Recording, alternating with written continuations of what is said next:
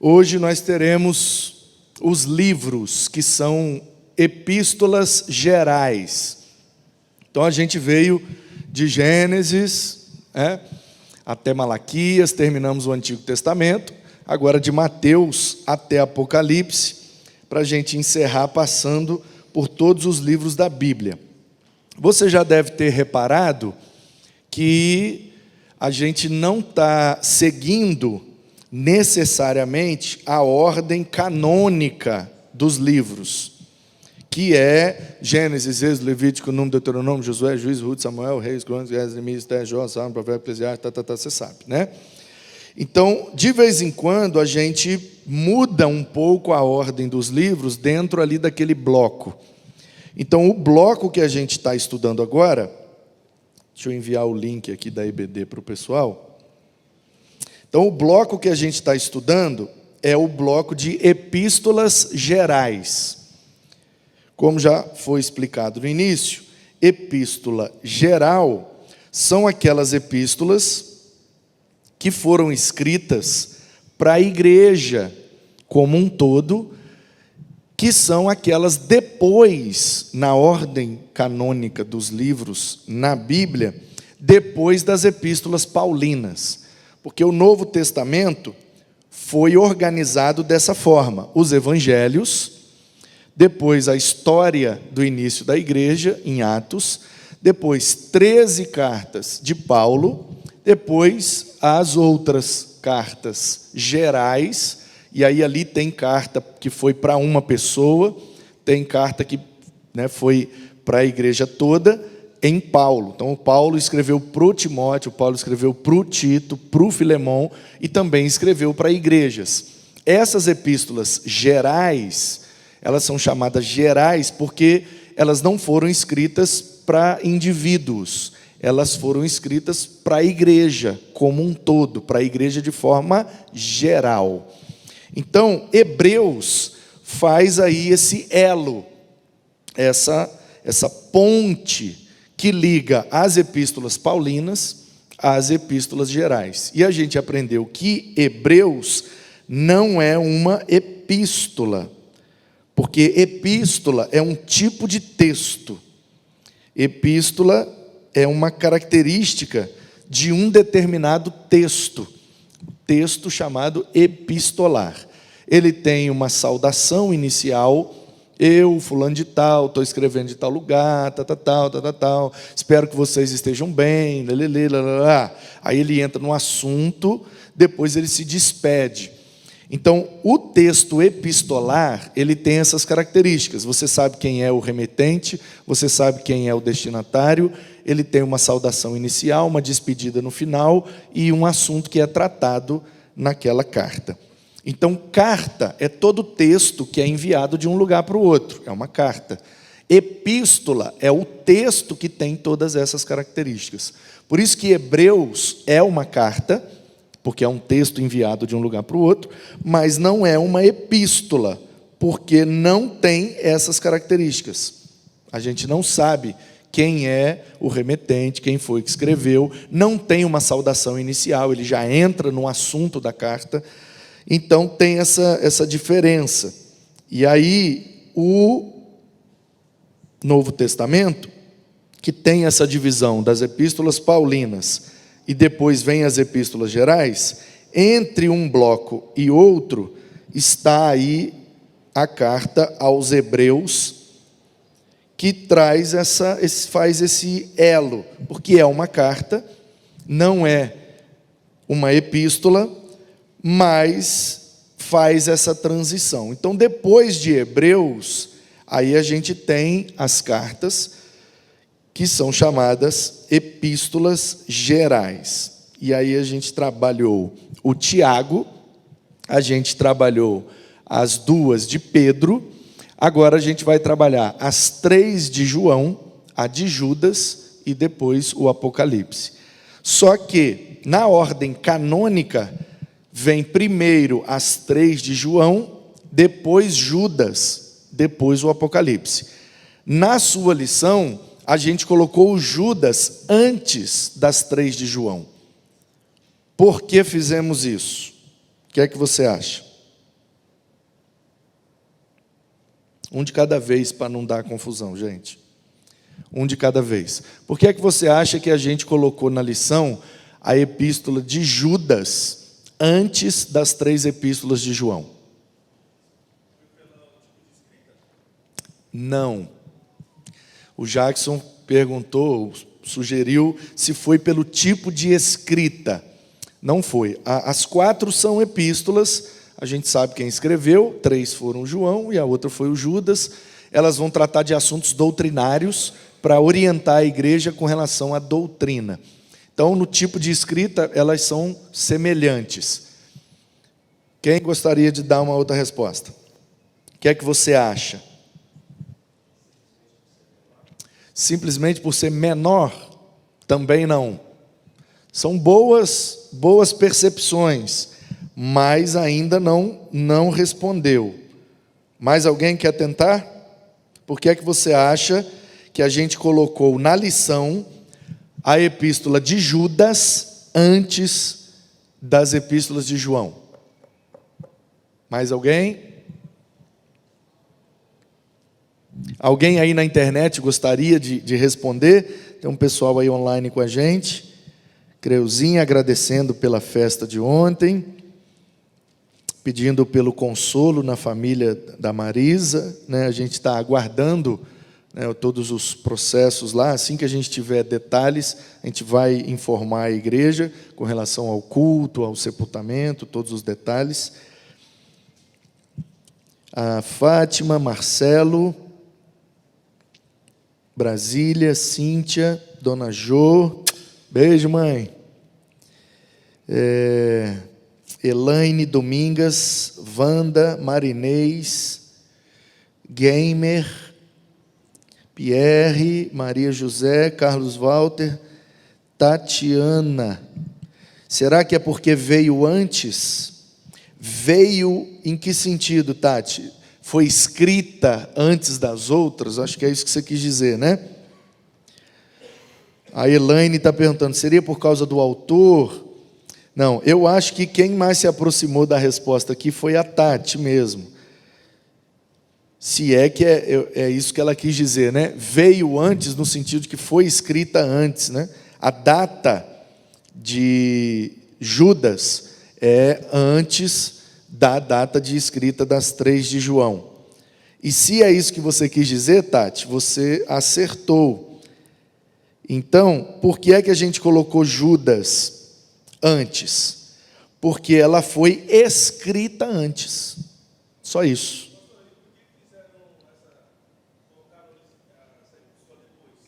Então, boa pergunta, Jackson. O Jackson perguntou, se Judas foi escrito antes, por que foi colocada na Bíblia depois? Porque a Bíblia, Jackson, como um todo, ela não é organizada em ordem cronológica, certo? Então a gente aprendeu aqui, lá no início do Novo Testamento, que muito provavelmente o primeiro evangelho a ser escrito foi o de Marcos. E, no entanto, o Novo Testamento não começa com Marcos.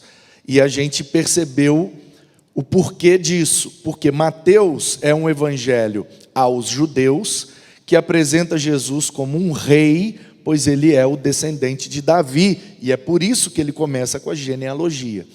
Então, Mateus está escrevendo o evangelho de Jesus, porém o foco de Mateus é aos judeus.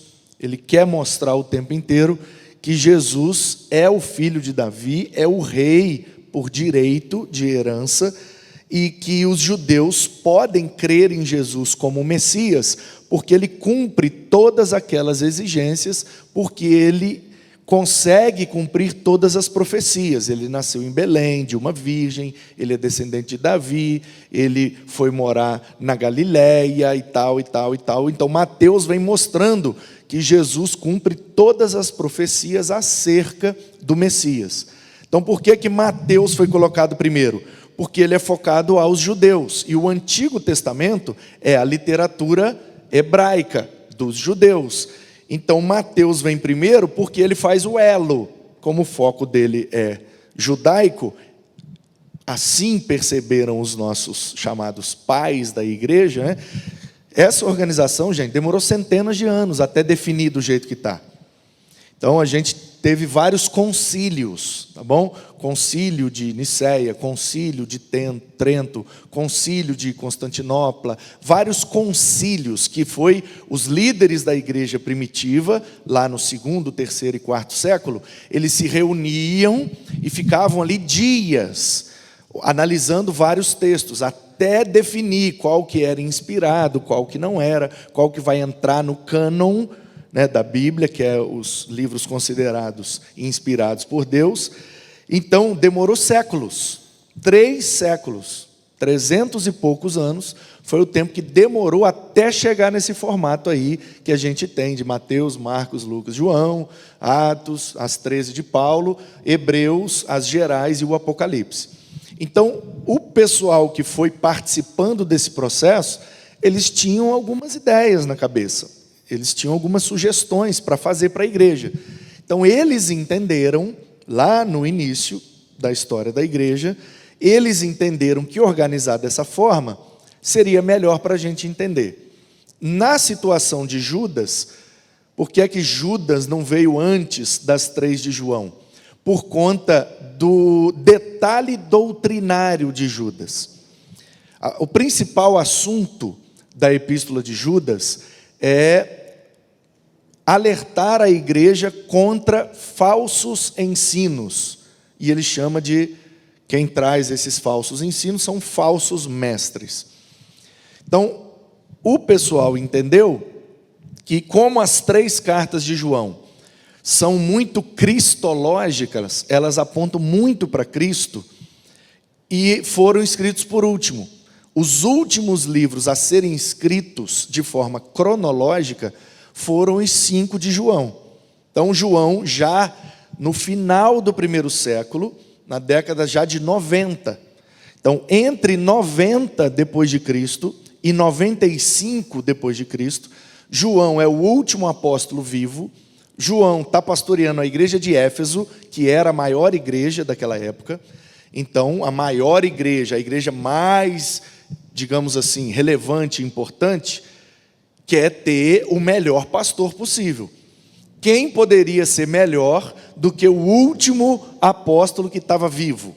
Então, o João vai para Éfeso suceder o pastor Timóteo. Porque Paulo começou a igreja de Éfeso,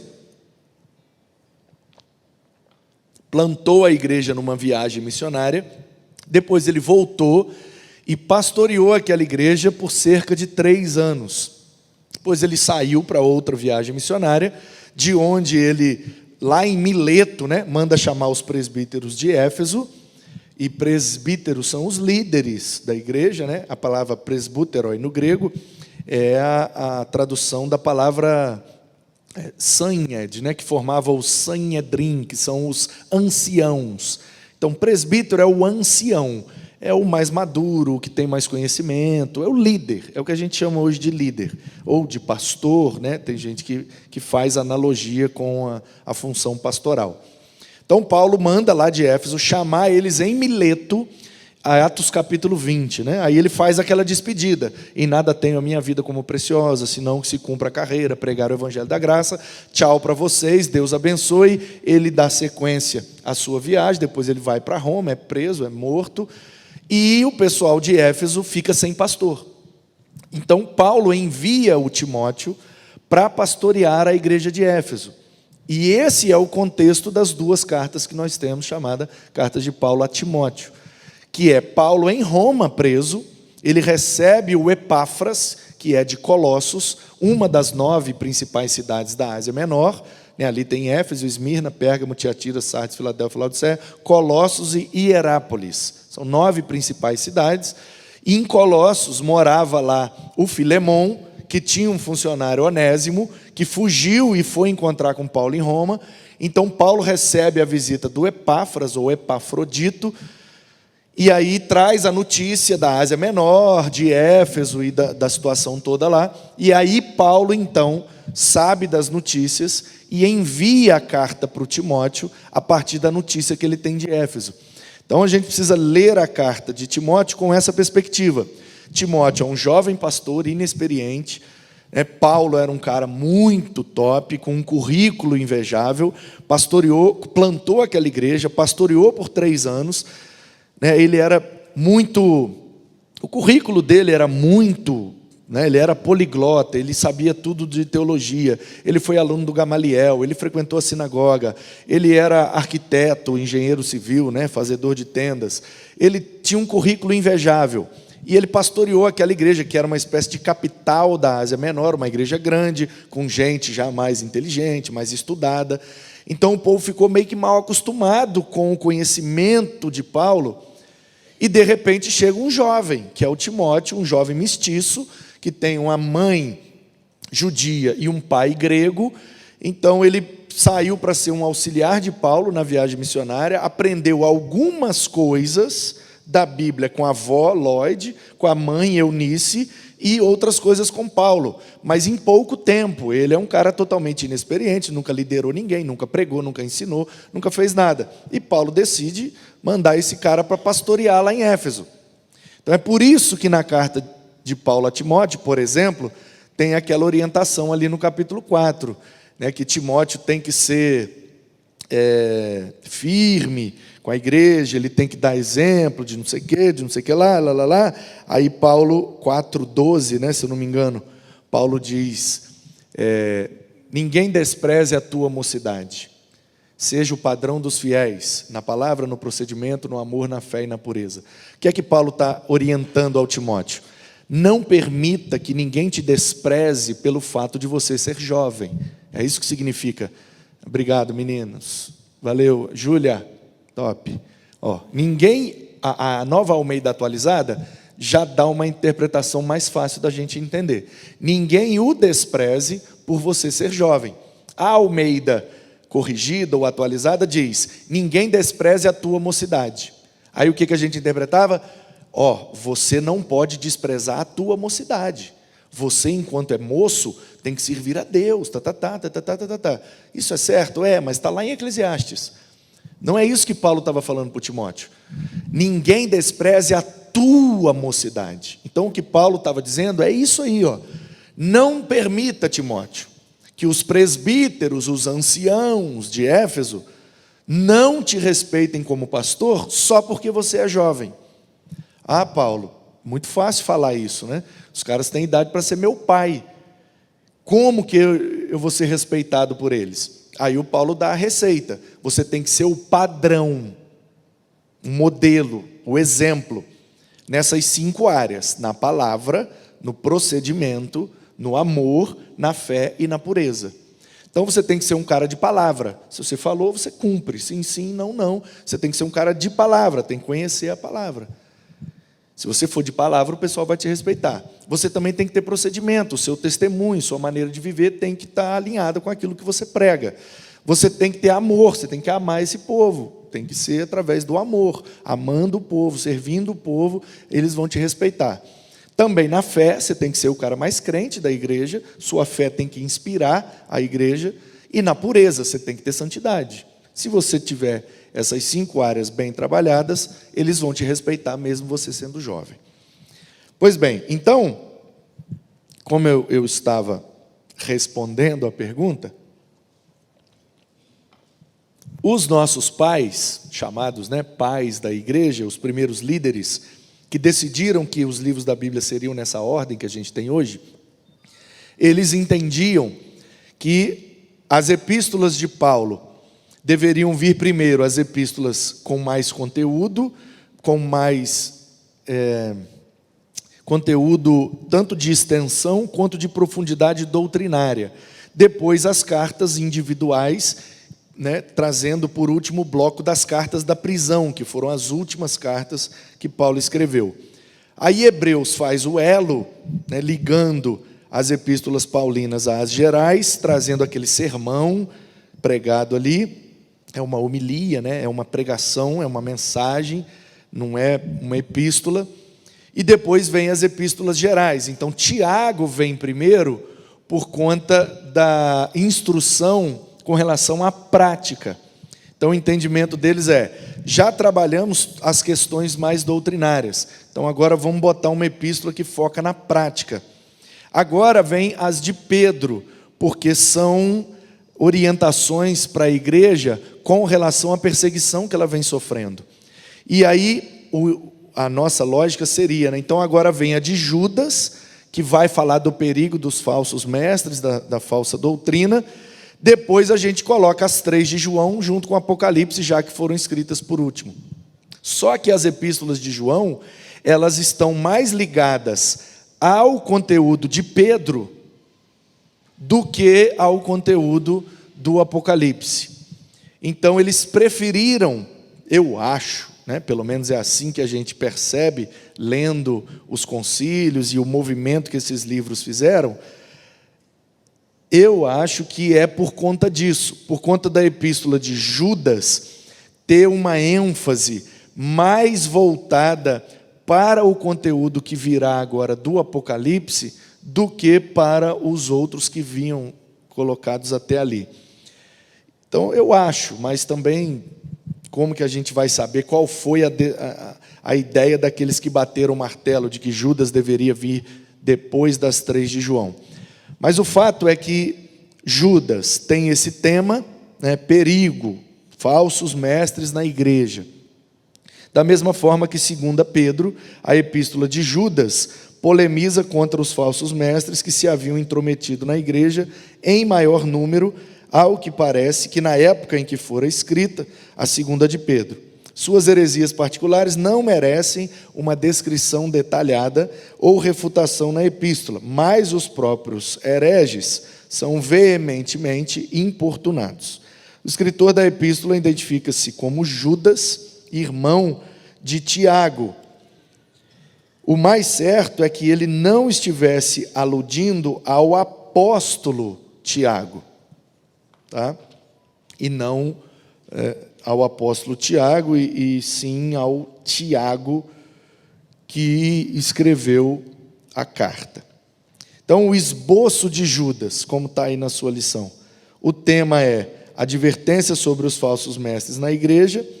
Aí ele introduz, fazendo a saudação, o que caracteriza como uma epístola, fala sobre os falsos mestres que estão entrando na igreja,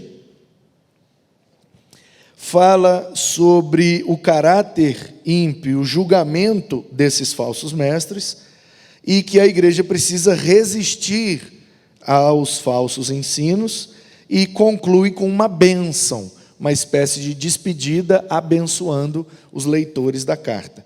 Então tem todas as características de uma epístola, por isso que é epístola de Judas. Então vamos abrir, vamos ler. Essas epístolas são bem pequenas e dá para a gente tirar algumas lições aqui, vendo o livro todo ou a carta toda. Deixa eu ver se mais alguém fez uma pergunta aqui. Não. Então, o Judas tem isso aí que nós vimos, o esboço ficaria dessa forma. Abra aí então sua Bíblia, vamos ler juntos a epístola de Judas. Eu vou ler na Nova Almeida Atualizada. Judas, servo de Jesus Cristo, irmão de Tiago, aos que foram chamados, são amados em Deus Pai e guardados em Jesus Cristo. Obrigado, Júlia. Que a misericórdia, a paz e o amor lhes sejam multiplicados. Então está vendo aqui, já nos 2 primeiros versículos, a gente já vê 2 características do texto epistolar. O remetente se identificou, falou quem é, e já fez uma saudação, desejando ali alguma bênção para os leitores da carta. Então tem o remetente, tem a saudação. Aí agora vem a partir do 3, o desenvolvimento do assunto que quer ser tratado, para lá no final ter a última característica de epístola, que é a despedida, trazendo também uma bênção.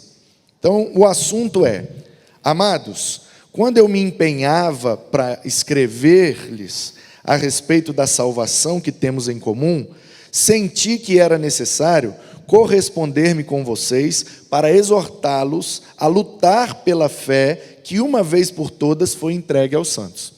Então ele já começa a carta dizendo assim: Eu queria mesmo falar da salvação, que nós somos salvos, salvos em Cristo, que só Cristo salva, tem que ter fé pela graça de Deus, Mas, quando eu estava pensando em escrever sobre salvação, eu lembrei de um perigo que a igreja está correndo ultimamente. Porque tem, você sabe, no primeiro século, e a epístola de Judas foi escrito provavelmente ali entre o ano 60 e o ano 70, mais ou menos ali naquela época, onde a perseguição estava começando a ficar muito ferrenha. E em 70 teve a destruição do templo em Jerusalém, né, pelo general Tito de Roma.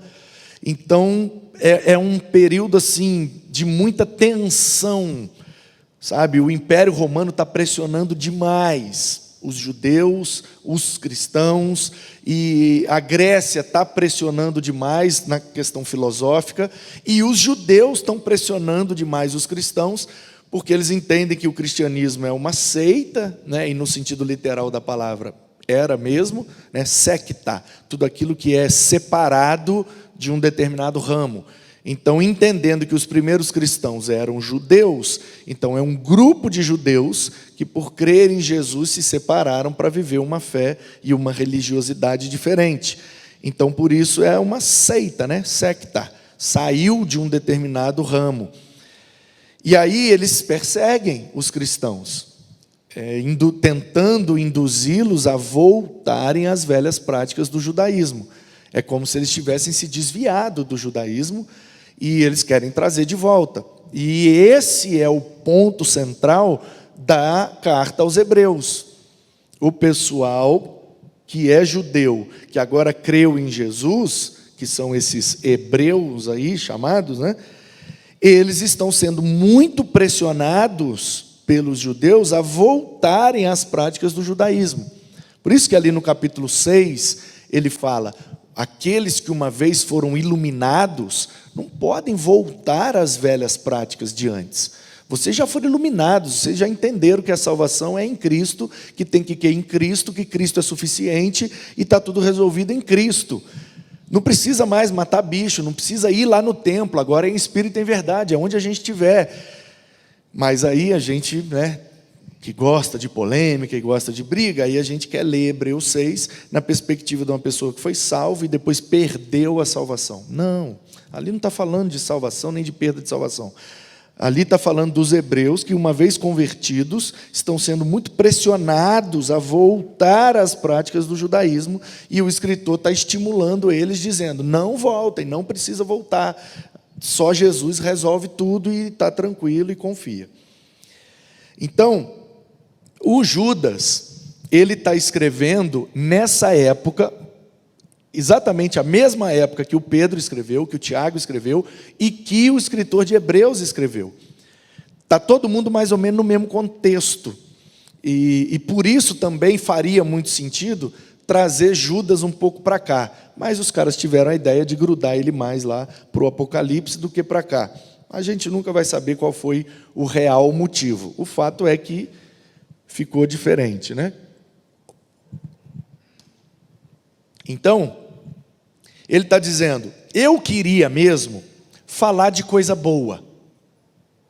Basicamente é isso que ele está dizendo aqui no versículo 3. Amados, quando eu estava escrevendo para vocês, eu queria falar da salvação.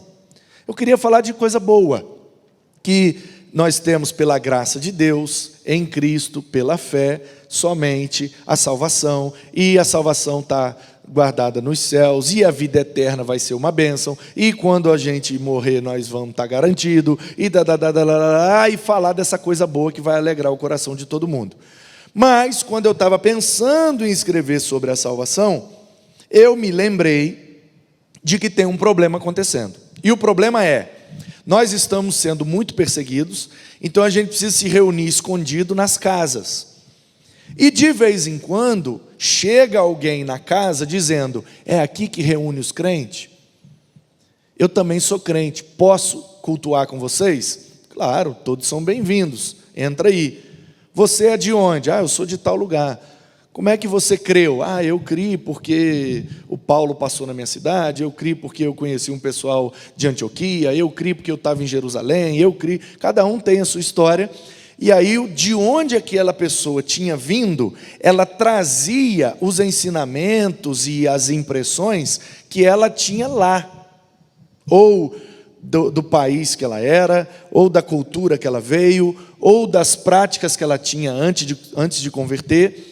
E como a igreja estava muito no início, então você não tem ainda uma declaração doutrinária, você não tem ainda os pontos, é nisso que os cristãos creem, é assim que os cristãos devem viver, é assim que o cristão deve ler o mundo à sua volta.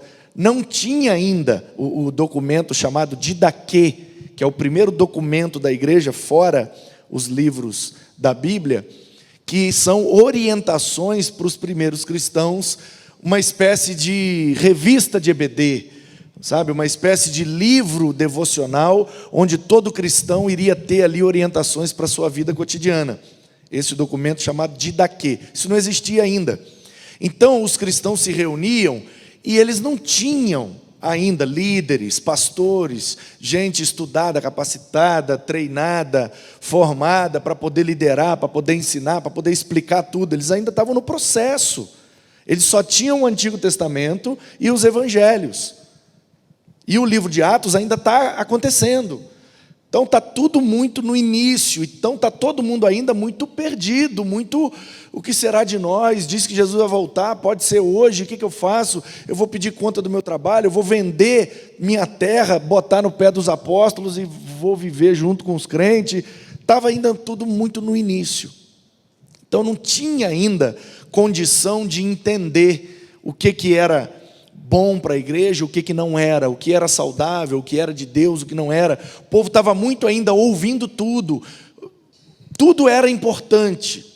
Então, por isso que essas últimas cartas têm esse viés muito doutrinário e muito de ataque às doutrinas falsas, ou que trariam um prejuízo à saúde espiritual da igreja.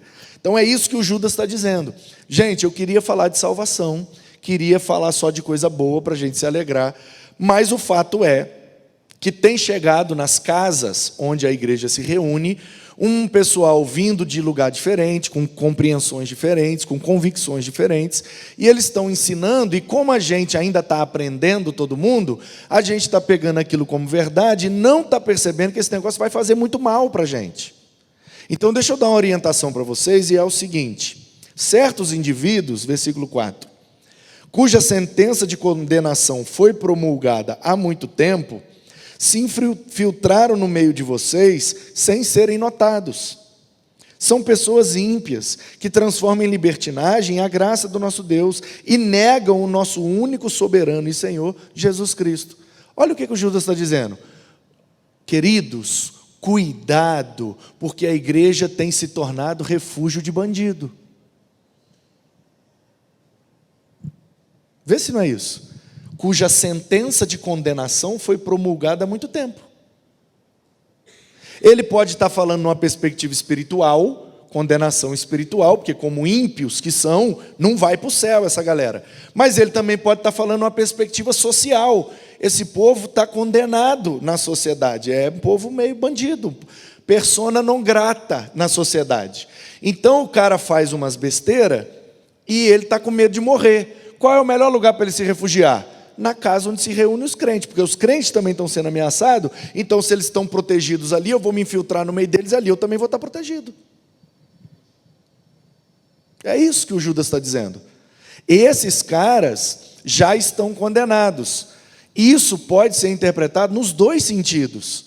Claro que se o cara é ímpio, não se converteu de verdade, e está fazendo da igreja um refúgio para ele se dar bem, é lógico que a promulgação de condenação dele já está. Ele não vai para o céu, esse cara. Por quê? Porque a motivação dele estar na igreja não é porque ele creu em Jesus, é porque ele quer se dar bem de algum jeito. Nesse caso aqui, ele quer se livrar da morte, da condenação. Ele quer fugir de algum problema que ele arrumou lá onde ele estava, e ele se infiltrou no meio da igreja para, trazendo para os dias de hoje, qual a lição que a gente pode tirar dessa orientação? Aí o Jackson, mesma coisa. Está vendo como que a Bíblia é mais atual que o jornal que vai sair amanhã? A igreja continua sendo o receptáculo de tudo quanto é coisa que vem da sociedade, gente. O pronto-socorro, que nem sempre é só espiritual, porque tem gente que entra por essa porta ali, que não está com a motivação espiritual. Eu quero Deus, eu quero Jesus, vou me converter, vou acatar as orientações da igreja para poder mudar de vida. Nem sempre, nem sempre. Eu conheço um pastorzaço. Podia até dar um detalhe aqui interessante, que vocês iam ligar uma informação com a outra e iam entender melhor. Mas como está sendo transmitido, eu vou me ater aos detalhes. Se bem que ele já falou isso em público, mas eu vou resguardá-lo da mesma forma. Eu já ouvi ele, numa pregação, dizer: ô, gente, primeira vez que eu entrei na igreja, eu fui atrás de uma morena. Só que eu fui atrás da morena e Jesus passou a mão em mim. E eu fui buscar a morena e acabei encontrando a salvação em Cristo. E não quis mais sair da igreja, e hoje eu sou pastor. Glória a Deus. Mas, percebe? Nem todo mundo que entra ali está com a motivação de querer Deus, Jesus e fazer as coisas certas não, gente. Nós não podemos ser, é como Jesus disse, né? Manso como a pomba e astuto como a serpente. A astúcia da serpente é uma coisa boa que a gente pode ter. Percebe? Como tudo tem uma coisa boa. Tudo tem uma coisa boa, gente. Tudo. Ah, tal pessoa não tem nada de bom. Tem, todo mundo tem. Aí um pastor uma vez estava ensinando isso, né, da gente olhar o lado bom de todas as coisas. E aí uma irmã falou: pastor, tem uma pessoa que não tem nenhum lado bom. Claro que tem, minha irmã, todos têm. Não, o diabo não tem nada de bom. Aí o pastor falou: e não é que tem? Ele é derrotado, já recebeu a sentença e continua lutando. E a gente que é vencedor, já recebeu a sentença, às vezes desiste.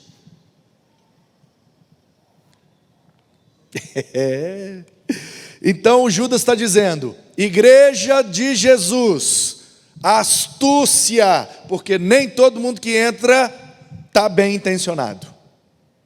Entenderam? Amém? Muito cuidado, muito cuidado. Não é porque pisou aqui dentro que está fechando com a gente. Às vezes a intenção é outra.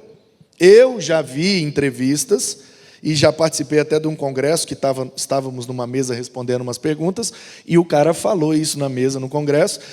Ele converteu de uma determinada religião, né? Satanismo, né? Não vou falar o nome da pessoa, mas, né? Tem aí na internet aos montes para vocês verem, né? O cara era satanista e ele frequentava igrejas com o intuito de causar problema. Se infiltrava, e Jesus, e amém, e nananã, e tchu daqui, tchu dali, e planta daqui, planta dali, um dardo daqui, fazia celeuma e depois ele vazava fora. Esse era o intuito dele. Então a gente precisa, essa é a lição de Judas nessa carta. Cuidado. Vamos abraçar todo mundo? Vamos. Todo mundo é bem-vindo? É. Mansos como pomba, seja bem-vindo, toma até um presente por ser nosso visitante. Mas a gente está com o pé atrás de olho em você, viu? Vamos comer 1 quilo de sal primeiro, para depois a gente começar a conversar de coisas mais íntimas e profundas e ter mais confiança. Então vamos comer 1 quilo de sal primeiro, para depois a gente começar a dar voz, a dar autoridade, a dar liberdade para as pessoas interferirem no nosso jeito de ser igreja. Porque às vezes na ânsia de abraçar e acolher demais, a gente acaba oportunizando, segundo Judas, gente que só vem para atrapalhar. Temos que estar ligado nisso. 5.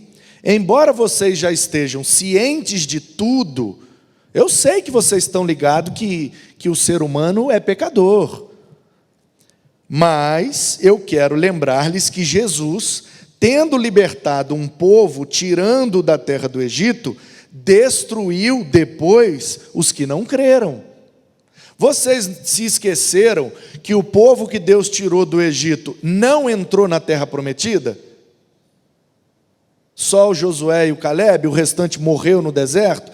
Então não se esqueçam, não é todo mundo que está no meio do povo de Deus que é de Deus. Muito cuidado, gente. E os anjos? Os que não guardaram o seu estado original, mas abandonaram o seu próprio lugar. Ele tem guardado sob trevas em algemas eternas para o juízo do grande dia. Vocês se esqueceram que os anjos se rebelaram contra Deus? E virou demônio e faz a maldade que faz? Era tudo anjo. O sinônimo de anjo para nós é o quê? Olha, fulano é uma bênção. É um anjo esse menino, né? Nossa, é um anjinho. O Judas está dizendo, ei, anjo virou demônio. Gente, pode virar qualquer coisa, meu filho. Não confia não, pé atrás, resguarde sua intimidade, fique astuto, fica esperto. Não é todo mundo que diz Senhor, Senhor, que entrará no reino do céu, gente. Cheio de diabo por aí? Eu acho que diabo é só um, mas cheio de demônio tá, Jacques. Inclusive um veio fazer uma festa aqui esses dias, né? E nós botamos ele para correr. É real, gente, fique esperto.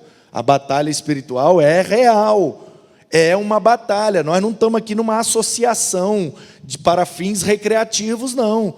A gente tem quadra, a gente tem comida, a gente tem festa, mas é uma batalha, não se esqueçam disso não. O pau está quebrando e a gente não está vendo, mas está quebrando. Fique esperto.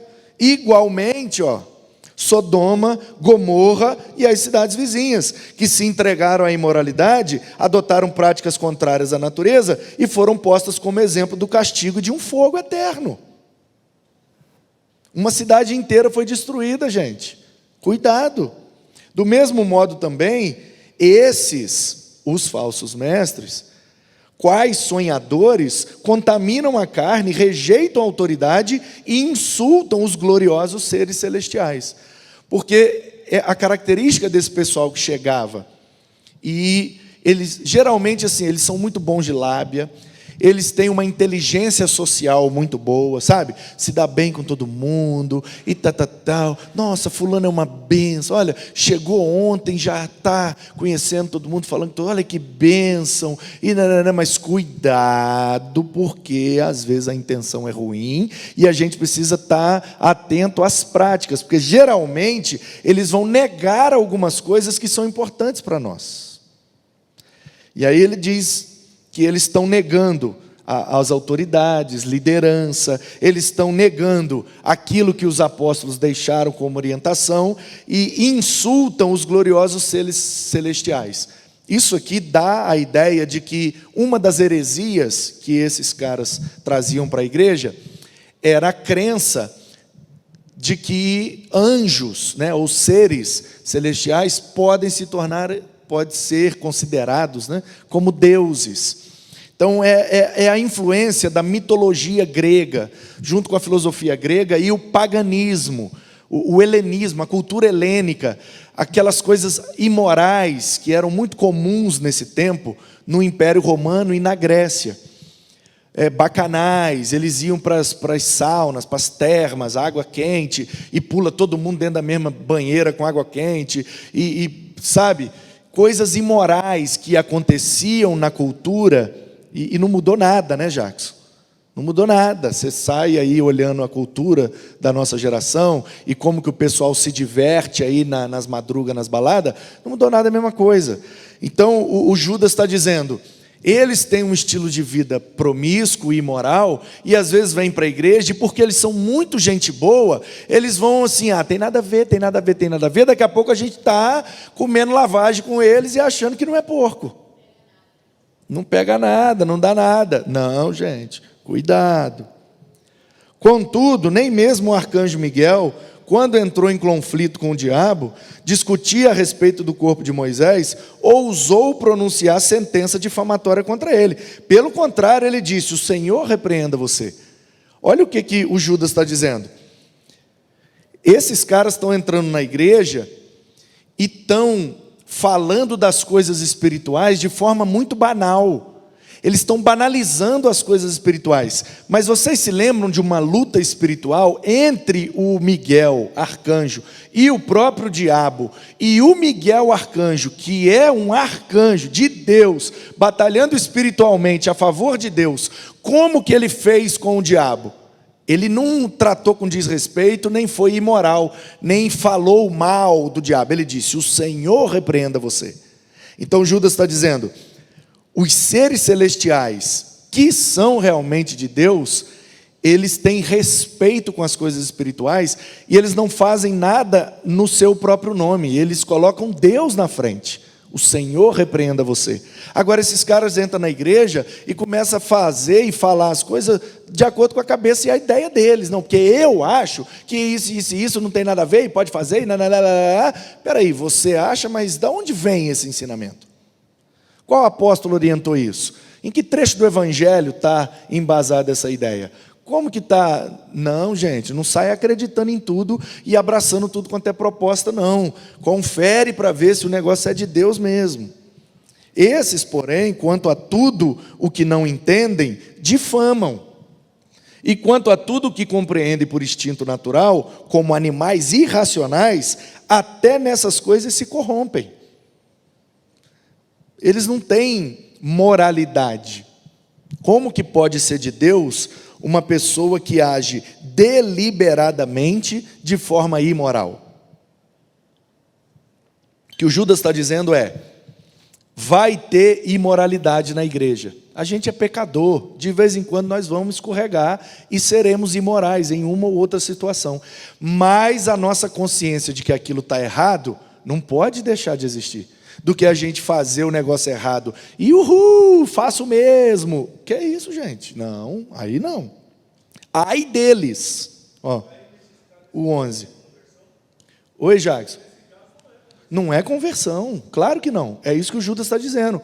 Cuidado que nem todo convencido é convertido. Cuidado que nem todo mundo que diz Senhor, Senhor é realmente servo do Senhor. Cuidado, gente, vamos analisar direito. Ó, ai deles, porque seguiram o mesmo caminho de Caim, movidos por ganância, caíram no erro de Balaão e foram destruídos na revolta de Corá. Ele está citando 3 eventos da história de Israel para mostrar, ó, como é que Deus trata com um falso mestre. Ensino que não traz saúde espiritual para a comunidade, Deus julga, e julga com muita retidão. Não se esqueçam de como que Deus tratou Caim, como que Deus tratou Balaão e como que Deus tratou os sacerdotes corruptos que o Corá e os seus filhos, que compuseram vários salmos, né, os coraitas, como que eles, a revolta de Corá, como que Deus usou Corá para fazer uma faxina no templo, porque os sacerdotes estavam todos corrompidos. O Corá pegou os filhos dele e falou: quem não está fazendo o serviço direito, vai todo mundo para fora. E limpou o templo e ficou só os filhos de Corá, e aí voltou a adoração genuína no templo. Os salmos daquele tempo estão registrados aí no livro. Então é isso que o Judas está falando. Pois não, Jackson? Interessante que não muda a situação. Ainda bem que tinha, como no Torá e no decorrer dos tempos, até os dias de hoje, pessoas que são convertidas. Pode falar, Jackson. Depois eu repito o que você falou para o pessoal em casa entender. Pessoas que são convertidas, como nossa denominação tem o colegiado, tem o debate, tem a assembleia. Então isso trata a igreja com seriedade. Então, mas nem toda igreja tem essa seriedade, nem todo lugar tem essa seriedade. É isso. É isso. Se repete. É mais atual do que o jornal de amanhã. Então, o que o Jackson disse é um ciclo que está sempre se repetindo. O Caim, o Balaão, depois os sacerdotes corruptos, depois não sei quem, e até hoje, se a gente não ficar esperto, a gente se corrompe e começa a fazer umas coisas que Deus não está se agradando, e a gente, acha que é de Deus. Então o Jackson está dizendo que existe uma forma de tratar as coisas de Deus de forma mais séria, né? Preocupados realmente com a Bíblia, com a doutrina, com a moralidade. Não tem como a gente abraçar a imoralidade e falar, ai, Deus é amor, pode tudo. Não tem como. O Judas está dizendo, não, isso não é de Deus. A gente vai abraçar, a gente vai acolher. Todo mundo é pecador e ninguém merece nada. Mas não pode abraçar o errado e ficar celebrando como se fosse certo. Ok? Então, esses são como rochas submersas nas festas de fraternidade que vocês fazem, banqueteando-se com vocês sem qualquer receio. São pastores que apacentam a si mesmos. São nuvens sem água, impelidas pelos ventos. São árvores que, em plena estação dos frutos, continuam sem frutos, duplamente mortas e arrancadas pela raiz. Aí aqui ele está usando uma metáfora. Está comparando os falsos mestres com rocha. O que é uma rocha submersa? É um perigo. Eu tenho uma cicatriz do lado aqui, um ralado assim, gigantesco. Eu era criança, na Cachoeira do Grilo, lá em Tombos. Choveu um pouco lá em cima, e o rio São João encheu, e tinha várias pedras. E eu nadava ali todo dia, eu sabia exatamente onde estavam as pedras. E eu mergulhava para lá e para cá, nunca tinha esbarrado um dedinho numa pedra, eu sabia todas as pedras. Mas o rio encheu um pouco, e eu brincando de pique. E aí, brincava de pique na cachoeira, valendo a cachoeira inteira. Corre para lá, corre para cá, mergulha, vai no rio. Tombos era top. Aí, por causa do pique, né? O cara veio para me pegar, o pique pega, acho que era esse. E aí eu tentei dar um drible nele, não consegui, e ele veio quase me esbarrando. Eu falei, vou pular aqui mesmo. Eu olhei e não vi pedra. Quando eu pulei, eu pá, em cima da pedra, ralou tudo. É isso que o Judas está falando. Falsos mestres são como pedras submersas. A gente acha que não tem perigo, mas mergulha para você ver. A gente olha assim, não tem perigo não. Não precisa também, não. Isso aí, não precisa a gente ser muito chato, muito cri-cri, gente, a gente não vai ser chato, não vai ser cri-cri com coisa que não importa, mas com doutrina bíblica e com a moralidade da vida cristã, isso aí não tem como abrir mão. Isso não tem como abrir mão. Estilo de roupa, estilo de música, instrumento musical, aquilo que não é da moralidade, a gente negocia. Mas aquilo que é da doutrina e da moral da vida cristã, não pode, porque os caras estão banqueteando-se com vocês sem receio. Está frequentando tudo que a sociedade faz, que é permitido na sociedade em geral, mas para nós que somos igreja, não, gente, não pode abraçar essas coisas como se fossem boas, está errado. É isso que o Judas está dizendo. Então, são expressões sinônimas, são várias metáforas para dizer do perigo da gente ser levado por falsos ensinos. São como rochas submersas, são como pastores que apacentam a si mesmos. O máximo que eles puderem tomar de vocês, eles vão tomar, porque o negócio é eles. Não pensa que eles estão aí para servir a comunidade. Estão fazendo a comunidade servir os interesses deles. São nuvens sem água. Você olha assim e fala, ei, vai chover, mas não chove. Tem aparência, mas não tem a essência. É disso que ele está falando. São como árvores que era para estar com fruto, porque está na estação do fruto, mas não tem fruto nenhum.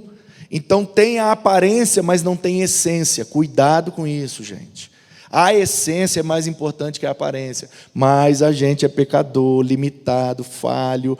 A gente é muito facilmente enganado. E quando a gente vê uma aparência bonita, a gente já, é uma bênção. Cuidado, gente. Que os pior ladrão desse país usa terno e gravata cara. É isso que o Judas está falando. Para de olhar para a aparência e busca a essência, porque a aparência não resolve, cuidado com a aparência.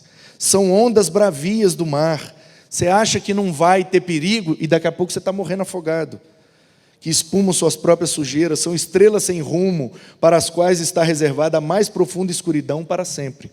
Foi a respeito deles que também profetizou Enoque, o sétimo depois de Adão, dizendo, eis que o Senhor vem com milhares de seus santos, para exercer juízo contra todos e para convencer todos os ímpios a respeito de todas as obras ímpias que praticaram e a respeito de todas as palavras insolentes que ímpios pecadores proferiram contra ele. Então você conhece aquele Enoque lá, né? O sétimo depois de Adão.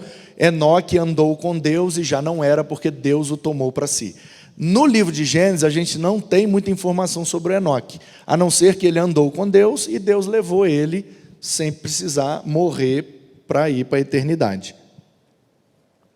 Assim como aconteceu também com Elias. Então, o Judas está fazendo essa referência. E existe um livro apócrifo, que não foi considerado inspirado nem sagrado, por isso não foi incluído nas Escrituras, que é o livro de Enoque, que traz umas histórias mirabolantes, umas coisas loucas e tal, e às vezes o pessoal confunde, acha que esse Enoque que o Judas está citando é o Enoque desse livro de Enoque, que tem umas bagunça doutrinária complicada, e por isso não entrou no cânon.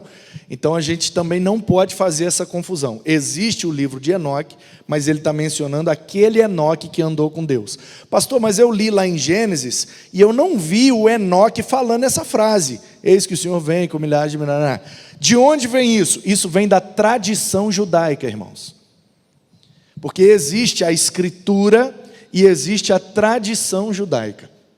Compêndios de escritos que são comentários, que são estudos, que são explicações acerca das escrituras feito pelos rabinos. Então, isso é chamado tradição judaica. A tradição judaica é que fazia essa coisa de como foi a vida do Enoque. Então é isso que o Judas está mencionando. Não é necessariamente aquele livro de Enoque que traz uma história bem confusa e que diverge muito da doutrina do Novo Testamento. Então esses tais são murmuradores, pessoas descontentes que andam segundo as suas paixões. Olha só, aqui ele já está dando uma dica. O cara é murmurador, nada tá bom, nada não sei o quê, sempre botando dificuldade, sempre criando problemas, sempre atrapalhando, sempre criando um peso, uma dificuldade. Em vez de pensar na solução, ele só foca no problema. E murmurador, descontente, que anda segundo a sua paixão. Eu só quero se for do meu jeito, eu só faço se for do meu jeito. Ah, é o meu ministério, então eu apoio. O ministério do outro, então eu nem vou. Esse é o tipo de vida dessas pessoas, é fácil identificar.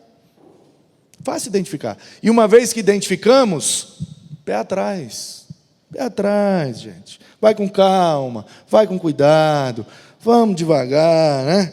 Vamos devagar, como diria minha avó, vai devagar que o santo é de barro. Se correr vai cair, vai quebrar. Vai devagar, vai devagar. Então assim, é muito complicado a gente ficar dando voz a pessoas que só quer fazer o que ela quer. Agem segundo suas paixões. Não, eu estou apaixonado por esse negócio, então eu só vou fazer para isso. Ah, mas a gente está precisando de você para outros negócios aqui. Não, para outros negócios não conta comigo, só se for para isso. Aí o Judas está dizendo, ó, cuidado. A sua boca vive falando uma arrogância, adulam os outros por motivos interesseiros. Ele faz de amigo, ele abraça, ele é gente boa. Ei, querida, senti tanta sua falta. Cuidado, gente, cuidado. Mas vocês, meus amados, lembrem-se das palavras anteriormente proferidas pelos apóstolos de nosso Senhor Jesus Cristo. Aí aqui o Judas já parou de bater no falso mestre. Já expliquei como é que é, vocês já entenderam como que eles agem? Cuidado com eles.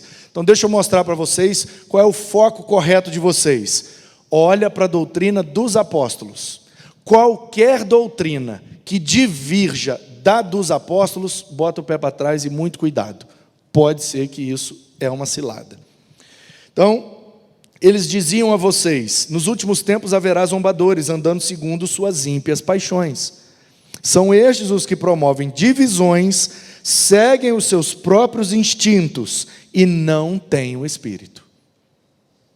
Então, promoveu divisão, só quer fazer o que quer e o que gosta, e não aceita fazer outra coisa só porque ele não quer e ele não gosta, muito cuidado, é cilada. Não dá, fica sentado. É bem-vindo na igreja? Muito bem-vindo, senta aí e fica quieto. Vamos comer 1 quilo de sal primeiro.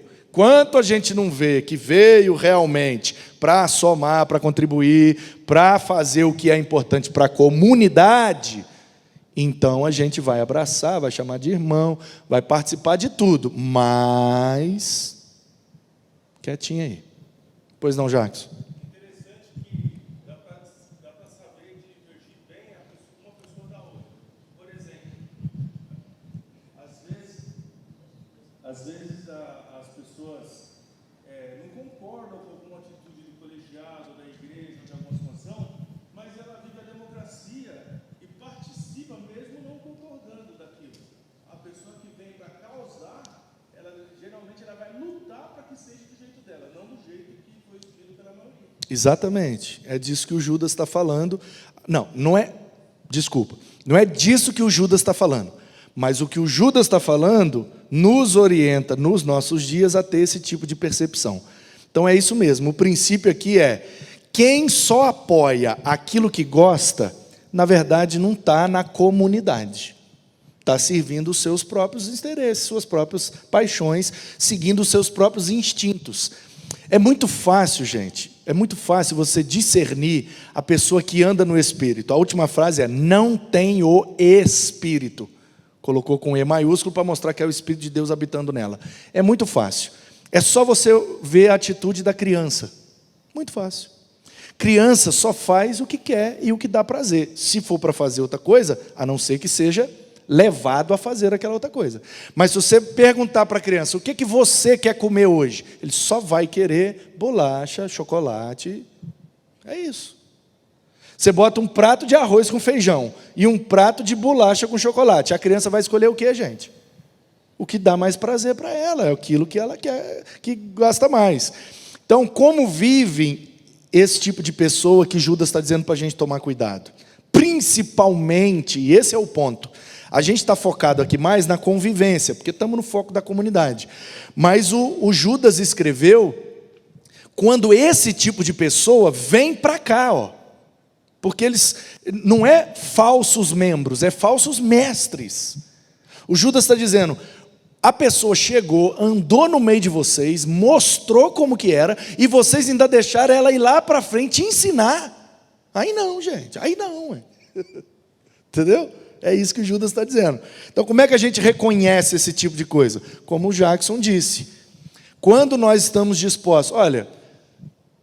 eu sempre falo de cor, gente, tá bom? Porque é uma ilustração genérica. Eu sempre vou falar de cores porque é genérico. Mas eu não estou falando de cor. Estou falando de cor, você está entendendo? O pastor quer pintar a igreja de uma cor diferente, por isso toda vez ele fala de cores. Não tem nada a ver com isso. É uma ilustração genérica, mas que serve para tudo aquilo que você imaginar. Então, minha cor preferida é o azul. O que o Jackson disse é isso. Então chegou na assembleia, qual foi a minha proposta? Eu quero que pinta de azul. Aí o outro trouxe a proposta, não, eu quero que pinta de vermelho. Então vamos votar? Vamos. O vermelho ganhou. Aí o que eu faço? Não, eu quero azul. Se vai ganhar o vermelho, então também não vou ajudar em nada. Então o Judas está dizendo, pessoa que só faz o que quer e o que gosta, são pessoas infantis. Quem é infantil não pode estar na frente liderando nada. Senão vai ser um falso mestre, vai mais prejudicar do que ajudar. Tomem cuidado. Mas vocês, meus amados, 20, edificando-se na fé santíssima que vocês têm, orando no Espírito, mantenham-se no amor de Deus, esperando a misericórdia que conduz para a vida eterna. Aí aqui agora ele dá a receita.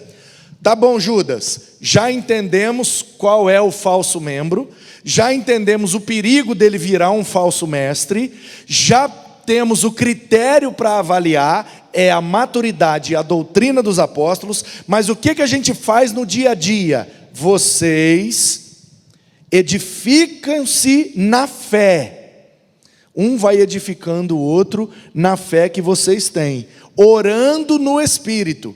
Então vocês vão compartilhando a fé que vocês têm para se ajudar, para não deixar essa pessoa, né, que aqui está chamando de falso mestre, essa pessoa que é infantil, que não pensa no todo, que não quer ajudar, só quer fazer o que ela quer e o que dá prazer para ela. Para essa pessoa não causar prejuízo espiritual na comunidade, vocês precisam se edificar mutuamente com a fé. Um vai ajudando a fé do outro, orando no Espírito. Não tem como vencer essa situação sem oração. Tem que manter-se no amor de Deus, é o ágape, que eu falei aqui quarta-feira. Não é o filos, é o ágape. Então a gente ama mesmo, sem merecer e sem que o outro mereça, esperando a misericórdia de Jesus que conduz para a vida eterna. Então a gente se edifica na fé, a gente ora, né? Quem tem o Espírito ora para lidar com as pessoas que estão no meio, mas não tem o Espírito. A gente ama com amor ágape e aguarda a misericórdia de Jesus. Ou seja, faz de tudo. Se não funcionar, aí confia que Jesus é misericordioso e Ele vai cuidar da sua igreja. Tenham compaixão de alguns que estão em dúvida, porque tem o mal intencionado, tem o bem intencionado. O mal intencionado, ele é consciente. Ele sabe o que ele está fazendo. O bem intencionado também é consciente. Aquele lá é mal intencionado. Vou ter que resisti-lo. Estou aqui para isso. E tem o povo do meio, que fica assim, ó. Deixa eu ouvir aqui. Ah, faz sentido. Não, agora deixa eu ouvir aqui. É verdade, tem esse outro lado. Mas aí, aí o Judas está falando, ó, tem compaixão dessa turma que fica assim, ó, porque eles estão em dúvida. Estão em dúvida. Eles ouvem aqui, nossa, não é mesmo que faz sentido isso que você está falando? É isso mesmo, eu acho que é verdade, esse negócio aí, né? Aí vai e ouve o bem intencionado. Mas como é que é aquele negócio mesmo, bem intencionado? Que eu não estou entendendo direito, né? Que tem um zum aí, e não, a intenção é essa, por causa disso. Ah, realmente é verdade, né? Bate com a Bíblia, né? Pois é. Então, diz que bate com a Bíblia. Não, mas... Entendeu? Tem que ter compaixão, porque tem muita gente que está na dúvida. Salvem outros, arrebatando-os do fogo. Ou seja, tem gente que vai ouvindo, daqui a pouco já está abraçando, beijando, a gente tem que ir lá e não, vem para cá. Sejam compassivos, mas com temor, detestando até a roupa contaminada pela carne. E isso aqui dá pano para manga, hein? Falando em roupa. Então, o pessoal pega essa frase, detestando até a roupa contaminada pela carne. Arranca daqui de dentro e fala, ó, tá vendo?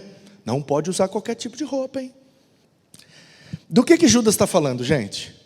De gente mal intencionada, que entra na igreja praticando imoralidades, que pode tudo, não tem nada a ver, não pega nada, não dá nada, e está causando prejuízo espiritual na comunidade. Então nós precisamos, o Judas está orientando a igreja que quer se manter fiel. Nós precisamos tomar cuidado, porque as más intenções, às vezes, se evidenciam até no jeito da pessoa vestir. Sim ou não? É isso. Agora, o que a gente confunde? A gente acha que é o estilo da roupa que traz santidade. Não é isso. Roupa contaminada pela carne.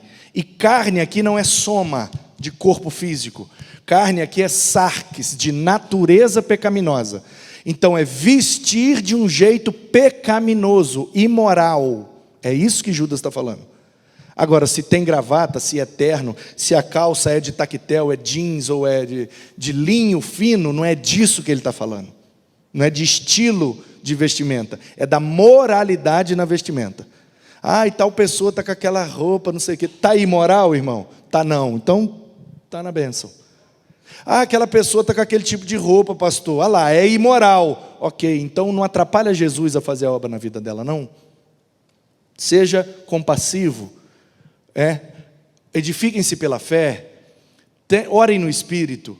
Andem em amor. E aguarde a misericórdia de Jesus. Não tenta resolver do seu jeito, não, que você pode piorar também. Muito cuidado, tá?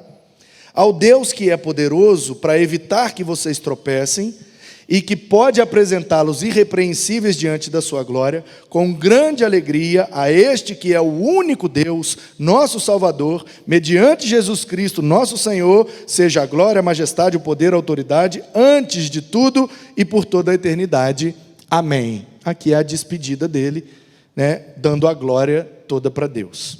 Então essa é a carta de Judas, é assim que a gente interpreta. Então vamos agora para João. Alguma dúvida sobre Judas?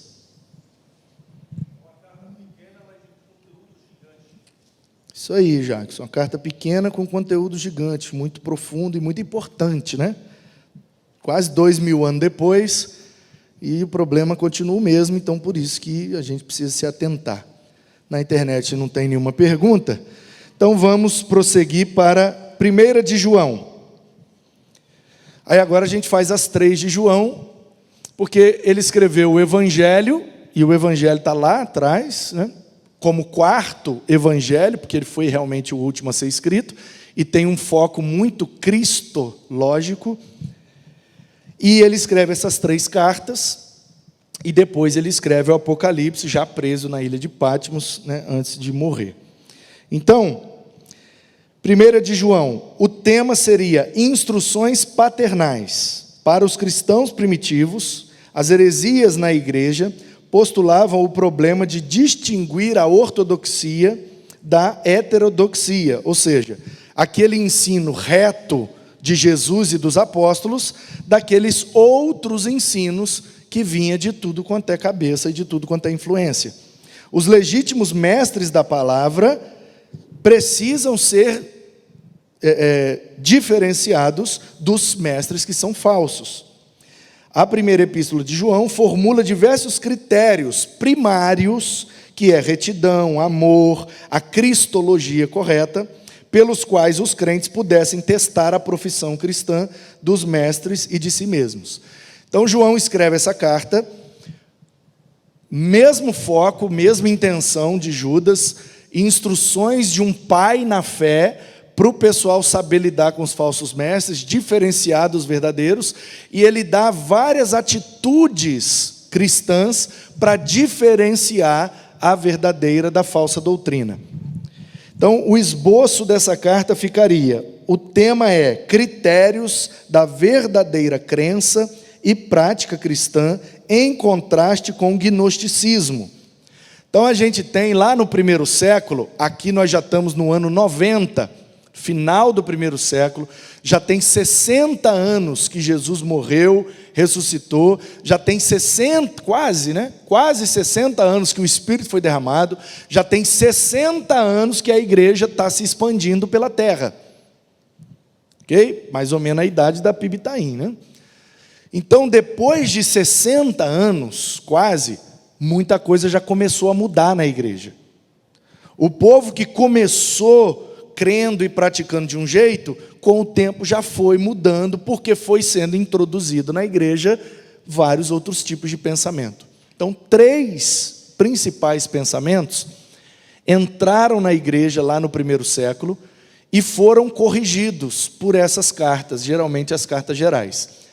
Um deles é o gnosticismo, não confunda com o agnosticismo.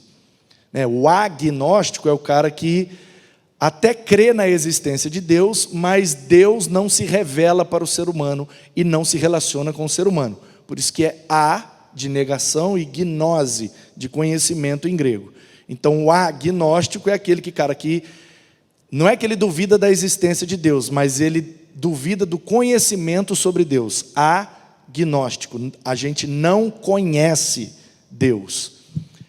Diferente do gnóstico, que a raiz é a mesma, é a palavra gnose no grego, que é conhecimento intelectual. Então, a ideia do gnosticismo é: quanto mais a gente conhece das coisas, do mundo, do universo, mais a gente fica melhor, vamos dizer assim. O ser humano só pode melhorar mediante conhecimento. O ser humano só pode adquirir, até se ele deseja uma vida eterna, isso só pode se dar através do conhecimento, principalmente o conhecimento filosófico da Grécia.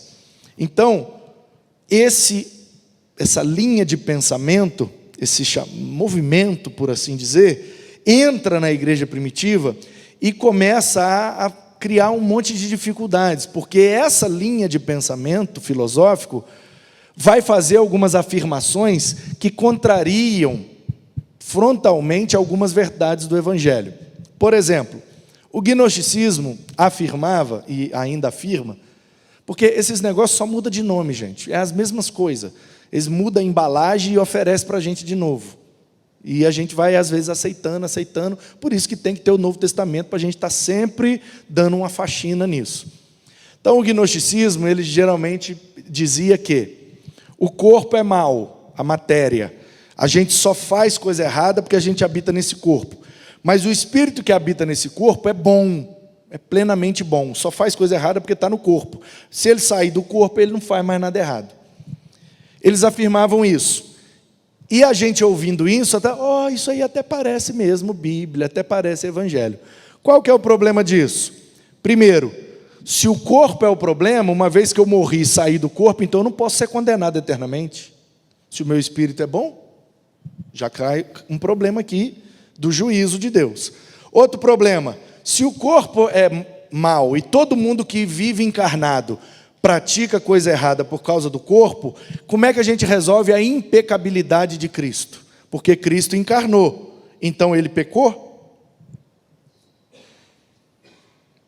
Aí, quando a igreja perguntava para os gnósticos, espera aí, todo mundo que encarna faz coisa errada? Faz. Mas Jesus encarnou e fez coisa errada. Aí eles diziam, não, então espera aí, ou ele não encarnou, ou ele não foi perfeito. Aí por que é que o João escreve, gente? Aí como é que o João começa o Evangelho? No princípio era o verbo, estava com Deus, era Deus. E o verbo se fez carne. Por que João começa o Evangelho falando Jesus encarnou? E por que João começa a carta dizendo, eu vi ele, eu botei a mão nele. Ele era de carne sim, gente. Por que João está dando essas informações? Porque ele quer combater o gnosticismo. Ele quer provar, Jesus encarnou sim, e ele não pecou não. Mas como, João, que ele encarnou e não pecou? Porque o que peca não é a carne, é o espírito que tem uma natureza pecaminosa que habita nessa carne. Porque senão, gente, se o pecado habita na carne, eu vou cortar meus 2 braços, minhas 2 pernas, e vou tirar todos os órgãos que eu puder do meu corpo. Aí eu vou ficar menos pecador.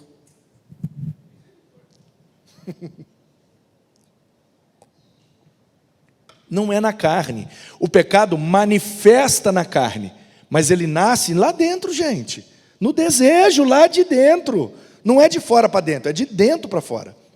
Então João precisa escrever o Evangelho, precisa escrever essas 3 cartas para acabar com essa confusão que estava os gnósticos puxando para um lado e os crentes puxando para o outro e o povo perdido no meio, uns mal intencionados, uns bem intencionados e o povo ali no meio, massa de manobra. Então João fala, peraí, o último vivo que andou com ele foi eu, então dá licença que eu vou escrever uns negócios aqui para orientar vocês. E aí que vem o Evangelho e essas 3 cartas para resolver todos esses problemas doutrinários, principalmente relacionados a Cristo. Então ele fala da encarnação, da palavra, que é confirmada pelo testemunho ocular, que serve de base da comunhão entre os cristãos. Primeiro assunto, do versículo 5 do capítulo 1 até o versículo 6 do capítulo 2, o critério da conduta reta. Então João está dizendo, se não tiver uma conduta reta, não é um bom cristão. Segundo, o critério do mútuo amor cristão. O amor cristão é uma via de mão dupla, tem que ser mútuo.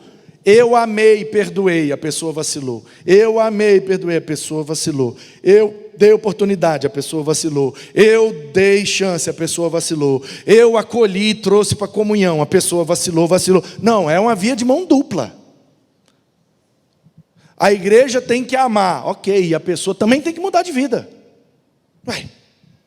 É mão dupla, o amor é mútuo. É eu te amo e você me ama. A ficar só eu amando e você nunca. Deu para entender? É mútuo, é mutualidade.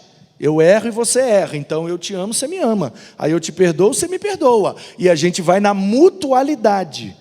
Não é só para mim, e todo mundo tem que aceitar meus erros, e eu também não aceito o erro de ninguém. Aí também não dá, né? o critério do Cristo manifestado em carne. Quem não acredita que Jesus encarnou, está vivendo numa heresia, isso está por fora. Eu vi ele, eu botei a mão nele, ele foi carne sim, para com essa conversa. Quarto, o critério da conduta reta. De novo, tem que mudar de vida. A gente ama, a gente abraça, a gente acolhe, mas vai e não peques mais. É mútuo. Aí o João vai, de novo, da conduta reta, ele fala do mútuo amor cristão e do Cristo que se manifestou em carne e do mútuo amor cristão e da conduta reta. Ele só tem 3 assuntos na carta. E os assuntos são: temos que ter uma conduta reta, porque o nosso cristianismo é revelado nisso. Jesus veio em carne, sim, e eu posso provar. E o amor tem que ser mútuo. Na comunidade, tudo é via de mão dupla. Eu te abraço e você me abraça. Eu te perdoo, você me perdoa. Eu te dou uma chance, você me dá uma chance. É mutualidade, não é unilateral, não. É mão dupla. Mutualidade, uns aos outros. O negócio de vem a mim, vem a mim, vem a mim, vem a nós, vem a nós. Não, não, é para todo mundo. Ok? E aí, 2 de João, instruções pastorais. Então, na primeira carta, ele aborda a igreja como um pai. Uma linguagem regada de amor, de compaixão, de maturidade, de compreensão, mas sendo firme nas orientações. Já na segunda carta, ele já tem uma abordagem mais pastoral, mais no sentido de cuidado com isso, cuidado com aquilo, vamos por aqui, o caminho é aqui. Então, é denominada pelos temas do amor e da verdade. O seu propósito é advertir acerca da hospitalidade concedida a qualquer mestre falso. Por isso que ela está, grudada aí, e o Judas vem depois, por causa da... faria muito sentido se Judas viesse antes no cânon, mas eles decidiram botar depois. Mas é a mesma coisa, por isso que eles estão no mesmo bloco, na mesma parte da Bíblia. Porque estão tratando da mesma coisa, só que um está dando uma ênfase e o outro está dando outra, a igreja toda está sendo orientada. Lembre-se que o Judas escreveu lá na década de 60. 30 anos depois, nós já estamos em 90, o João está escrevendo de novo. Por quê? Porque o problema que surgiu na época do Tiago, do Pedro e do Judas, eles exortaram, a igreja deu uma, cuidado com esses caras aí. Só que 30 anos depois, já vai relaxando, aí o Pedro, cuidado aí, gente. Aí o povo, beleza. Aí 20, 30 anos, vai relaxando, aí vem os pais da igreja, Crisóstomo, não sei quem, vai, e de vez em quando Deus vai levantando em todas as gerações, gente que vai se levantando para dizer, cuidado, gente. Volta para cá, é aqui o caminho. Aí a igreja dá uma aprumada, daqui a pouco ela vai relaxando, aí cuidado. Essa é a história da vida da gente, é cuidado, pancada, a gente se alinha. Aí relaxa, faz besteira, toma pancada, cuidado e vai. É isso aí mesmo. Sim, vai vindo novos crentes que não tiveram aquelas instruções, precisam receber novamente. Isso aí, Jackson. Então, o esboço da 2 de João fica: critérios da verdadeira crença e prática cristã. Então, a tese de João, nas 3 cartas, a gente conhece a doutrina de uma pessoa olhando para o jeito que ela vive. Doutrina não se professa com boca, doutrina se vive com a vida no cotidiano. Adianta nada o cara saber de cor todas as respostas do cristianismo, se a vida dele não condiz com aquilo. Então, me mostre a sua prática e eu digo o nome da sua teoria. É mais ou menos essa a ideia do João. Não vem com blá blá blá para cima de mim, não. Deixa eu observar a sua vida e deixa eu ver como é que está os negócios aí. Eu não quero perfeição, eu quero pelo menos coerência. Está coerente com a fé que professa? Tudo bem, toca o barco. Mas se está destoando muito, precisa ter mais atenção. Então, a encarnação de Cristo, a palavra da vida, confirmada por testemunho ocular. E, na verdade, eu acho que foi um engano aqui, gente. Repetiram aí o esboço da primeira, tá? Desculpa, aí foi um equívoco. Foi um equívoco. O esboço da 2 de João, deixa eu ler para vocês como que ficaria. Porque repetiu aí, na 2, o mesmo esboço da primeira. Mas a segunda carta de João ficaria assim, ó. A confirmação da segunda e da terceira epístolas de João, nos escritos patrísticos, lá dos pais da igreja, é um tanto débil, ou seja, a gente não tem muita informação. Sem dúvida por causa da brevidade das cartas, elas são muito curtas. Os pais da igreja, todavia, não exibiram qualquer dúvida sobre João ser o autor dessa carta. Em ambas, ele se identifica como o ancião, ou seja, o apóstolo mais antigo, o único apóstolo que ainda está vivo, mesmo já estando bem idoso, pode continuar ensinando a igreja. A segunda epístola de João é dominada pelos temas do amor e da verdade. O seu propósito é advertir acerca da hospitalidade concedida ao falso mestre. Os destinatários da epístola são a senhora eleita e os seus filhos. Isso aqui é uma metáfora para a igreja. Ok? Essa senhora eleita, porque a igreja agora já está com 60 e poucos anos. Então ela já está uma senhora eleita no sentido, os que são eleitos para a vida eterna. Bom? Porém, é mais provável, já expliquei isso daqui, da igreja, todos esses informes, junto à advertência com relação aos falsos mestres, e ao mandamento para nos amarmos uns aos outros, sempre na mutualidade, são mais apropriados a uma igreja do que uma família. Porque tem gente que acha que João está escrevendo para uma casa, uma família de crentes, e a senhora eleita seria a mulher daquela casa. Ok? E aí os eruditos dizem, ok, a gente pode até pensar nessa possibilidade. João está escrevendo para uma casa onde reuniu os crentes, e aquela casa era de uma mulher, e ele está enviando para essa mulher, para ela ler essa carta para todo mundo. Ok, tudo bem, mas a grande maioria dos eruditos preferem entender a expressão senhora eleita como uma figura, uma metáfora para a igreja. Então o esboço ficaria assim, ó. O tema, o amor e a verdade cristã. Olha só, amor e verdade. Então o falso mestre é o contrário do verdadeiro mestre. O falso mestre vai trazer um ensino falso. O mestre verdadeiro vai trazer o ensino verdadeiro. Então João está dizendo, como é que eu consigo discernir o falso do verdadeiro? Aí ele diz, olha para o amor. O verdadeiro ama. Porque quem não ama, não conhece a Deus. Por isso que essa é a tese dele. O amor do mestre.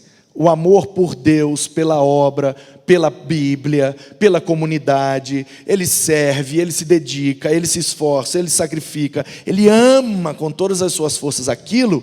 É um grande indício de que é um verdadeiro e não um falso. Porque o falso trata de qualquer jeito, não está nem aí, só quer se dar bem e tal, e vai embora. Então ele faz a saudação do 1 ao 3. Depois ele chama ao verdadeiro amor cristão, 4 ao 6. Adverte contra as doutrinas falsas e o perigo de acolher falsos mestres, do 7 até o 11.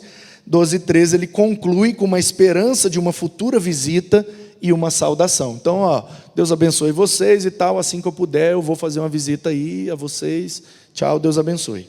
Então essa é a segunda de João, uma carta só com 13 versículos, que é meio que uma continuação da primeira carta.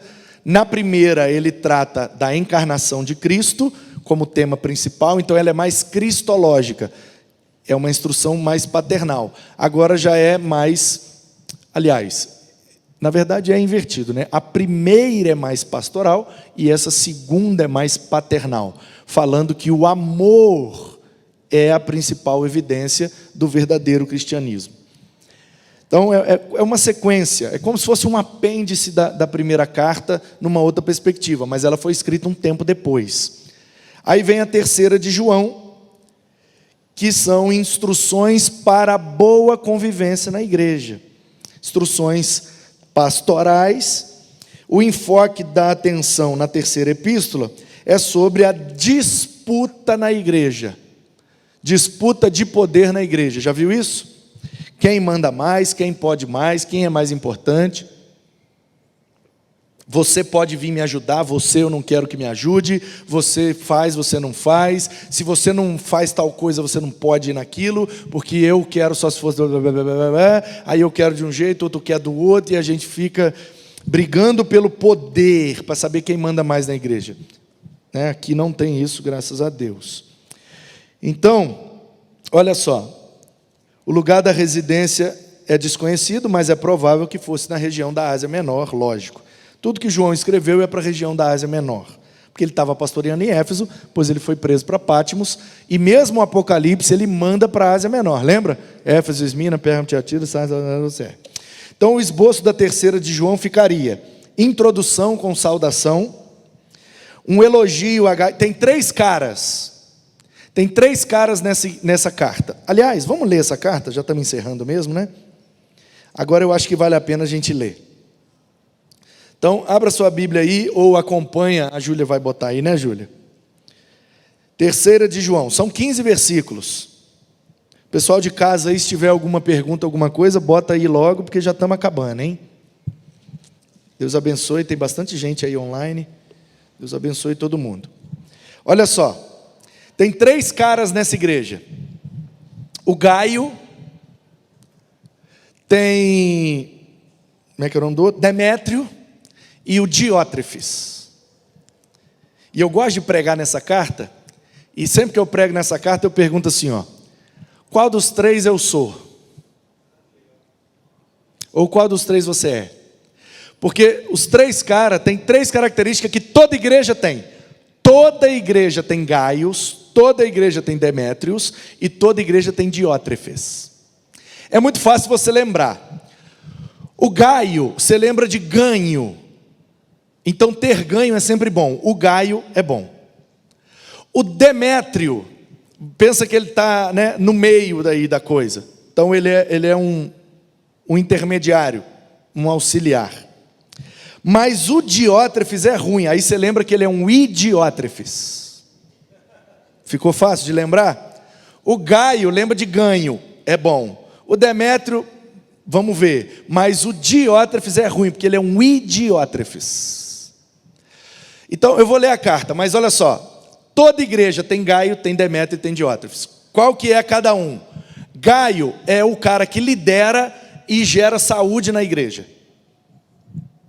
É o líder que manda bem, que a igreja cresce, que tem harmonia, que o povo volta a sorrir, se abraçar, se amar, que vai conduzindo com sabedoria e flui a saúde espiritual naquela comunidade. Esse é o Gaio, é o cara que recebeu a carta.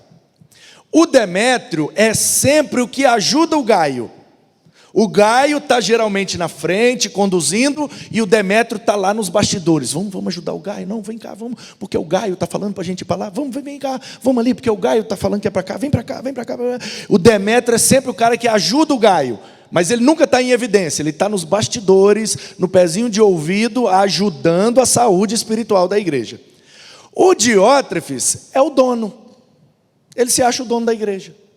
Isso não pode, tem que ser assim. E se o Gaio dá uma orientação e ele pensa diferente, ele começa a corromper, subornar os crentes com aquilo que ele pode oferecer para poder derrubar o Gaio, porque ele está com inveja do Gaio. Aí eu te pergunto, quem somos nós nessa epístola? Não tem para onde fugir. Ou você é Gaio, ou você é Demétrio, ou você é Diótrefes. Não tem para onde fugir. Porque o que não gera saúde e o que não ajuda, está atrapalhando. Tem outro jeito. Quem não ajunta, espalha. Então, o presbítero, olha como é que o João começa a carta, chamando ele de o presbítero. Então, quem é o presbítero, o ancião, o líder mais sábio do final do 1º século? É o último apóstolo que ainda está vivo, é claro que é o João. Ao amado Gaio, a quem eu amo na verdade. Gaio, meu querido, preciso te falar uns negócios. Você está mandando bem aí na igreja, eu estou muito feliz com o que você está fazendo. Então receba algumas instruções. Amado, Peço a Deus que tudo corra bem com você e que esteja com boa saúde no corpo, assim como vai bem a sua alma. Gaio, eu ouvi umas notícias aí da igreja e você é um crente muito bom. O meu desejo é que o seu corpo esteja tão saudável quanto está a sua alma. Eu ouvi dizer da sua espiritualidade e ela está muito boa. Então o meu desejo é que a sua saúde física esteja igual à sua saúde espiritual e emocional. Ó, que coisa, detalhe importante do Gaio. Ele tem saúde espiritual e emocional. Pois fiquei muito alegre quando os irmãos vieram e deram testemunho de que você é fiel à verdade e vive de acordo com a verdade. Gaio, parabéns, você está pregando a Bíblia, você está reforçando o que os apóstolos ensinaram, você está focado em Cristo, amando todo mundo e servindo a comunidade. Parabéns. Não tenho maior alegria do que essa, a de ouvir que os meus filhos vivem de acordo com a verdade. Eu ganhei o Gaio para Jesus, eu discipulei o Gaio está liderando aquela comunidade baseado no que ele aprendeu comigo, e eu só tenho notícia boa daquela igreja. Ô Gaio, não tem nada que me deixa mais feliz do que saber que as pessoas que eu discipulei estão fazendo um bom trabalho na igreja. Amado, você tem sido fiel no que faz pelos irmãos, mesmo quando são estrangeiros, mesmo quando vem de outro lugar, mesmo quando vem de outra cultura, mesmo quando fala outra língua, mesmo como é diferente da comunidade, você consegue acolher todo mundo que precisa. Eles deram testemunho diante da igreja do amor que você tem. Você fará bem encaminhando-os na sua jornada de um modo que agrada a Deus. Pois foi por causa do nome, aí aqui é Jesus, que eles saíram sem receber nada dos gentios. Portanto, devemos acolher esses irmãos para que nos tornemos cooperadores com eles na proclamação da verdade. Aqui ele está mencionando o fato dos caras que eram mandados embora do trabalho ou perdiam todas as suas posses porque tinham se convertido e não tinham para onde ir. E o Gaio, como líder naquela igreja, estava acolhendo esse povo que não tinha para onde ir. Aí, escrevi algumas palavras à igreja, mas Diótrefes, que gosta de exercer a primazia entre eles, ele gosta de ser o mais importante, ele gosta de ter a última palavra, ele gosta de estar no centro das atenções, ele só ajuda se for de acordo com a ideia dele, ele gosta de ter a primazia, sabe? Ele é o cabeça da igreja, ele é o Cristo encarnado, aleluia. Ele não quer receber quem é estrangeiro. O Diótrefes não quer gente diferente na igreja. Ele quer só os crentes que ele já conhece há muito tempo e ninguém mais é bem-vindo, não. Por isso, quando eu for aí, farei com que se lembre das obras que ele pratica. Eu sei uns negocinhos da vida do Diótrefes. Deixa ele, quando eu for aí, eu vou bater um papo com ele para ele ver. Proferindo contra nós palavras caluniosas, dizendo que nós, os apóstolos, não temos moral para orientar a igreja. Quem é esse cara? Ele nem andou com Jesus, se converteu esses dias aí, agora já se sente o dono da igreja? Falta de respeito. A igreja já tem 60 e tantos anos, esse cara chegou agora, só porque ele é um pouco mais importante na sociedade aí onde a igreja está, ele acha que ele é o mais importante da igreja? Deixa não, Gaio, você é o líder, toca esse barco aí. Então, não satisfeito com isso, ele não recebe os irmãos, impede os que querem recebê-los e os expulsa da igreja. É um Diótrefes mesmo. Amado, não imite o que é mal, e sim o que é bom. Ou seja, olha para nós os apóstolos, olha para Jesus. Como é que Jesus ia tratar os diferentes? Como é que Jesus ia tratar os estrangeiros? Como é que Jesus ia tratar quem chega na igreja e não é da igreja? Desse jeito? Claro que a gente não faria isso. Então, não imite o Diótrefes, imite a gente. Quem pratica o bem, procede de Deus. Quem pratica o mal, jamais viu a Deus. Não podemos, gente, fazer nada que atrapalhe as pessoas de chegar na igreja. Senão a gente está sendo Diótrefes. Estamos atrapalhando. Então, muito cuidado. Como eu falei na quarta-feira e tenho repetido, Na ânsia de ajudar, às vezes a gente atrapalha. Então, muito cuidado com o que você fala, com o que você exorta. Ah, porque não pode isso. Ah, porque isso aqui está errado. Ah, porque, ei, Diótrefes, vai com amor, vai com cuidado, vai acolhendo, abraçando, vai imitando Jesus. Não vai nessa coisa de querer mandar no negócio, não. A igreja não é sua, não, Diótrefes. Quanto a Demétrio, aí agora entra o terceiro. Todos dão um bom testemunho dele, até a própria verdade. E nós também damos testemunho, e você sabe que o nosso testemunho é verdadeiro. O Demétrio não, Gaio. O Demétrio é gente boa, o Demétrio te ajuda, o Demétrio é acolhedor, o Demétrio não fica com chatice, pegando no pé de todo mundo, dizendo o que pode, o que não pode, o que é certo, o que é errado. Não, o Demétrio é gente boa e está te ajudando, Gaio. E eu recebi boa notícia, esse Demétrio aí está de parabéns. Muitas coisas eu tinha para escrever, mas eu não quero fazer mandando a carta. Eu espero ver você em breve, então conversaremos pessoalmente. A paz esteja com você, os amigos mandam saudações, dê saudações aos amigos um por um. Essa é a terceira de João. Então assim a gente encerra. Se não temos nenhuma pergunta, na internet não temos. Aqui alguém gostaria de fazer alguma pergunta? Mais claro que isso, só neve, né? Então é isso. Deus nos abençoe. Um bom domingo, um bom almoço. Logo mais, às 18 horas, novamente reunidos aqui, com a expectativa de ver o que Deus vai fazer hoje. Amém? Deus te abençoe, sua família, sua casa, sua saúde. Espero que seu corpo esteja bem, como está bem sua saúde espiritual e emocional. Em nome de Jesus. Vamos em paz. Obrigado a todos aí da internet. Deus abençoe. Obrigado, Ricardo, Júlia. Tamo junto. Amém.